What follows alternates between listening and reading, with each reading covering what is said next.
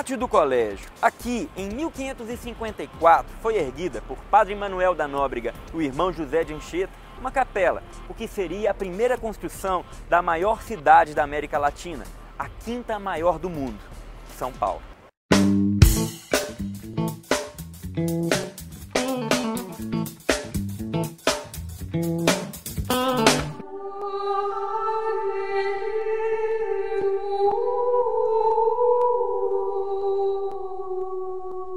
Assim como a cidade de São Paulo, várias outras cidades do país foram fundadas por padres, religiosos ou pessoas extremamente ligadas à religião, sem contar com os asilos, universidades, hospitais, creches, enfim.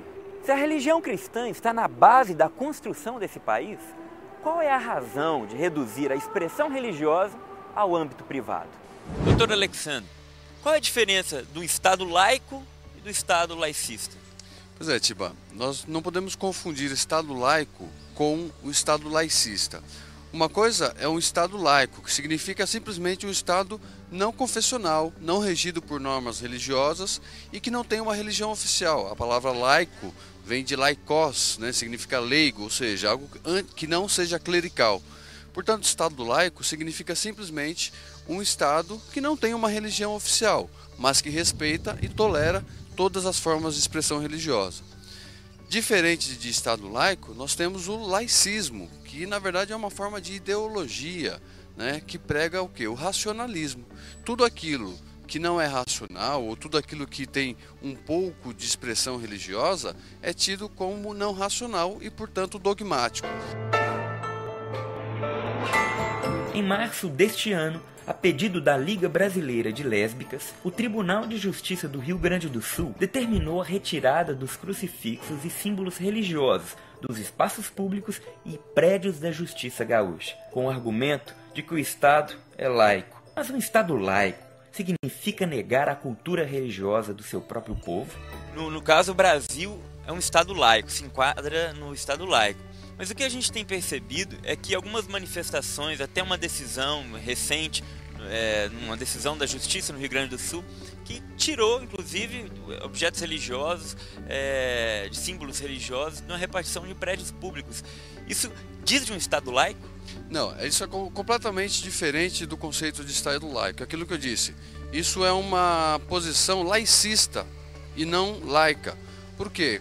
Quando se fala em Estado laico, não se ignora a religiosidade de um povo. Se nós olharmos para a realidade do Brasil, nós temos uma história e uma cultura impregnada de religiosidade, né? Nós temos tantas cidades e estados com o nome de santos, São Paulo, Santa Catarina, São João da Boa Vista e tantos outros. Nós teríamos então que demolir o Cristo Redentor, que é um símbolo religioso, que professa uma fé cristã. E tantas outras imagens, tantas outros elementos que estão na nossa cultura em que fazem parte da religiosidade do povo. E a Constituição Federal diz que todo o poder emana do povo. Portanto, se o povo é, na sua grande maioria, cristão, e nossa sociedade brasileira é uma sociedade cristã, na sua maioria, esse sentimento religioso do povo deve ser respeitado.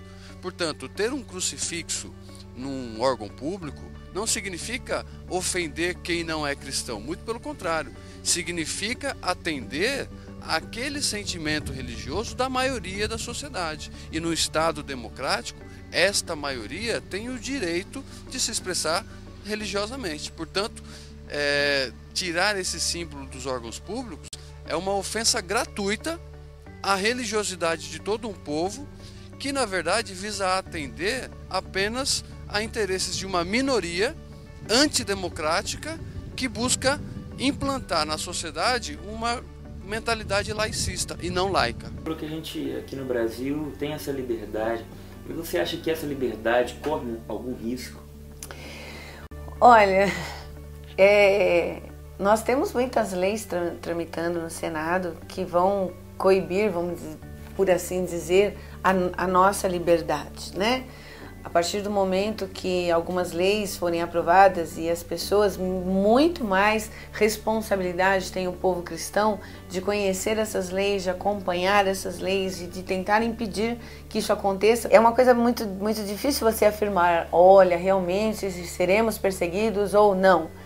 mas nós temos que tomar muito cuidado com as coisas que estão ao nosso redor. Nenhum país se fechou ao evangelho da noite para o dia. Leis começaram a tramitar, situações religiosas começaram a tomar, né, um rumo, e as pessoas não se deram conta disso. Se nós pegarmos, né, os países mais perseguidos, que são os países da janela 1040, né, que nós chamamos, foi onde começou o cristianismo, né? Foi onde Pedro passou, foi onde Paulo passou, né? Foi onde tudo começou e hoje se fechou. Então nada acontece de uma hora para outra. Começa devagar. Então é hora de nós estarmos atentos ao que está acontecendo também no nosso país.